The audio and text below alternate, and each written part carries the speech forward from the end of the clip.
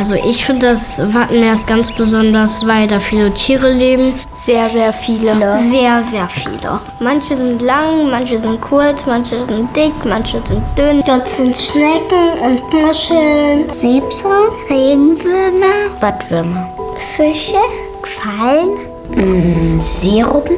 Und Seepferdchen gibt's auch in der Nordsee. Und im Wattenmeer sind auch Krabben. Viele Käfer. Käfer? Ameisen. In dem Wattenmeer? Ganz oft sind da Möwen. Ich habe mal eine Schwertmuschel gesehen. Die Muscheln können auch spucken. Wasser spucken die so.